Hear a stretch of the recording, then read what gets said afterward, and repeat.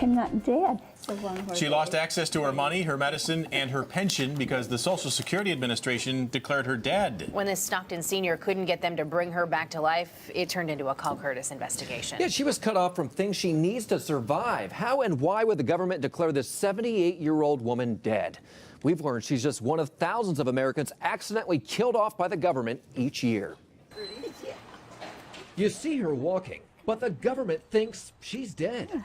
Spring has sprung. We have a flower. A letter from Elizabeth Passage's bank saying, "We are sorry to learn about the recent death of Elizabeth J. Passage."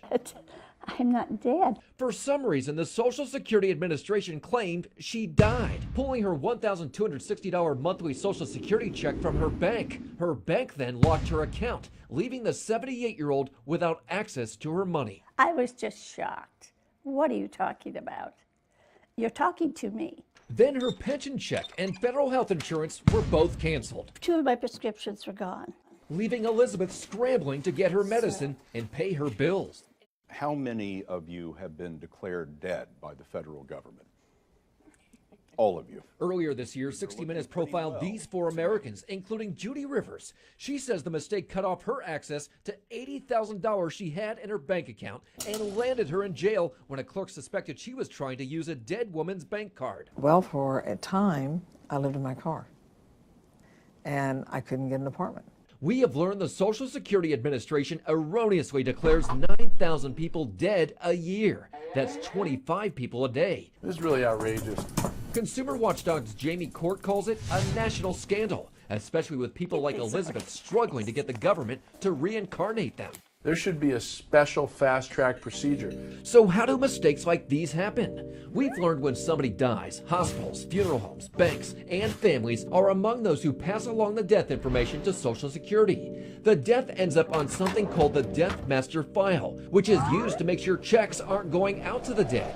Concerned too many sources can wrongfully report death information, court is calling for a federal investigation. If the Social Security Administration can't fix it, then Congress should. We reached out to the Social Security Administration, which insists an erroneous death termination is rare, claiming it's 1/3 of 1% of the 2.8 million deaths reported each year. In Elizabeth's case, they told us due to the Privacy Act, we cannot discuss specifics of this case. Elizabeth says they told her a mortuary reported her dead. And I asked for a copy of the death certificate.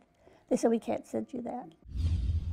Finally, after 2 months, the government brought her back to life, sending her this letter saying she was erroneously terminated for death. We have confirmed this person is alive. Please remove this person's death flag, helping Elizabeth get access to her money, medicine, and monthly checks. I don't ever want to go through it again.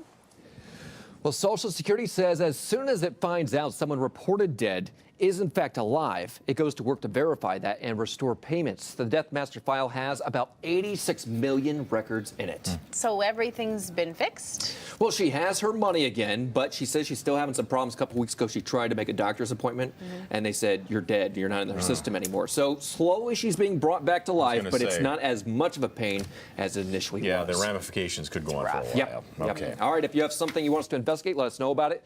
Call our hotline Monday through Friday or go to our website, cbs13.com/callkurtis, and fill out our form.